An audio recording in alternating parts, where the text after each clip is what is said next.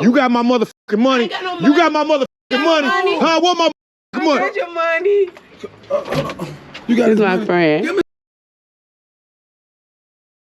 Well, that's what I was finna say about the being genuine. Like, you I'm a probably caretaker. would have made a good wife to some man because, I mean, clearly you're fertile. You keep popping these kids off despite the situations. So, I mean, you probably could have had, you know, a decent family life if maybe these wasn't taking over like this. Yeah, I definitely could have had one with my kid's father, but he is happily married and has his own home. He was living with his mother. He moved out of that 8-bedroom home to his own home with his wife and my kids, and they went and got my other kid from Texas, so he wouldn't go into foster care, which is not his child. So I appreciate that. So I just let him be happy. So he got all 3 of your kids? The first 2 are his, the last one is not. Right. And he went all the way to Texas with the lawyer to make sure that he got that kid to be with his sister and brother, not in the foster care home. So all 3 of those kids are his, you know what I mean? Yeah.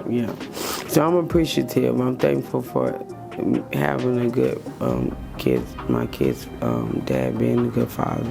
So before you met him, was that your prison stint time? I did prison time before I met him, and then when I got with him, I wound up having to go back while I was pregnant with my first child. That's why I wound up naming her Journey, because it was a lot I went through with her. I didn't think I was gonna make it. I jumped out of cars with Johns with her because they were trying to kill me, to the point I damn near broke my neck. It could have broke my back, my bones, anything. They were going like 40, you know, trying to speed off of me, and I jumped out, skidded up my whole leg where I needed skin graphic. I, was held at gunpoint because a lot of dolphins stole a whole bunch of from somebody's stash, and he was gonna kill all of us, and he really meant it.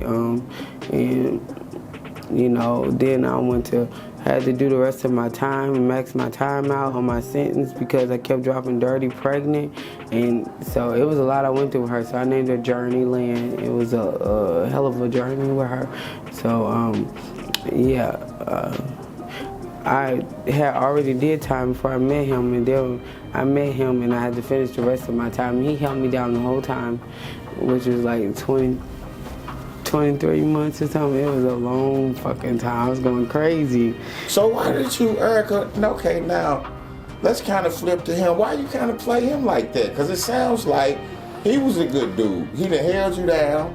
You know Put money on my books. Y'all was having the kids. Right, you know what I mean? He was putting the money on your books.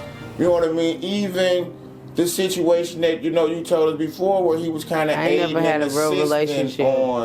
I don't know what real love is. I never really had a real relationship. You didn't accept the love, or you've never had real love? Because it sounds like that man loved you. I didn't accept it. Especially when he was telling me I need to get out. Especially when I was pregnant with the babies. So why you didn't like it when he was telling you to do the right thing at the right time? Do you think that's maybe a misopportunity? I was already knee deep in getting high. My habit was, I'm talking about. So were you getting high before you went to the penitentiary? Like, tell us. That's how I went to the penitentiary. So started getting high. How did it really start? My grandma used to live off of Clara on Maffett at a place called Oasis. It was a Stateford instant little home for people who were crazy or whatever you want to say and had mental problems. My grandma, manipulating the system, used that to come get her a place. And it took time, but it was a place for her to sleep. She had a bed, and she was still working a job. They put half on her place. And I kind of just was a runaway. My grandma, my white grandma, she enabled me a lot. She hid me when I ran away. She gave me money, you know what I'm saying? I didn't know what was. Here I am all the way over here by Hamilton and all this, and I meet all these girls and they smoking. I don't know what the hell they doing. I don't even smoke. And, you know, I kind of got a little curious, like, ooh, you know, I'm seeing money, but I'm not really paying attention that this ain't shit. That ain't no money. It's change. My grandma gave me more money than what they make. You know, my grandma give me $80, $100. They barely making 20, you know? So I just kind of like wanted to be with the Joneses. I liked these girls. They kept me company and they played in my hair. They dressed me up, you know. Little did I know they trying to put me on a damn show and make some money.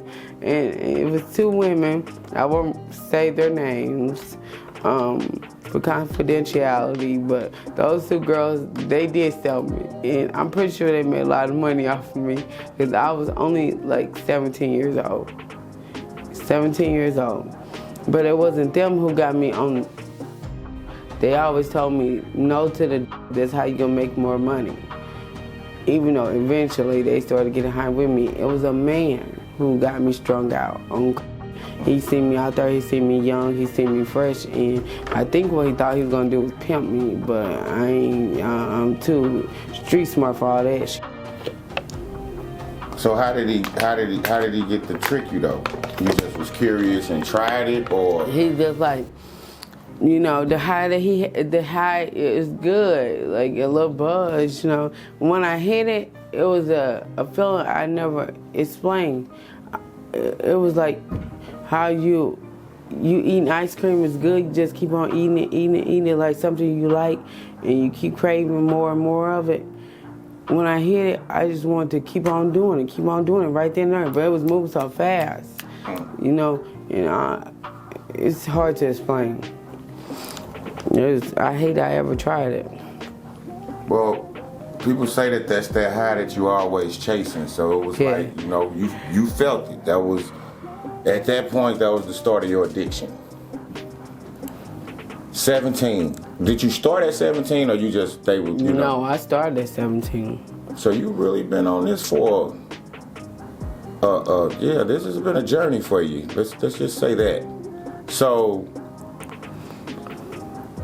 your next steps. Have you taken, since the last interview, have you taken any steps to kind of better this situation, or you kind of a couple times I've tried calling Queen of Peace, because I cut up so bad though, so I know, like, can I come back, Miss Clara, the founder? No, I don't ever want you back. That's awful. Do you want to make it? So hold on. Did you like Queen of Peace? Yeah, I liked it. So look into that camera over there and plead to Miss Clara for, you know, one more shot, and then we'll give Miss Clara a call and see if Miss Clara will. If I was able to speak to Miss Clara, I would definitely apologize to her for my inappropriate behavior to her and her staff and the other women there who really wanted help. I knew I didn't want help at that time. I should not have took a spot that could have been a spot for somebody who really did want help. But now that I really do want help, I didn't burn my bridges. So if I was able to talk to Miss Clara today, I would say, Miss Clara, I sincerely apologize. You will ever find it in your heart to give me another shot, I would greatly, greatly appreciate that, because I am really ready to do something different, and it's definitely time for a change. All right. So hopefully Miss Clara, when she see that you know, it touches her, she'll hear it before she see it.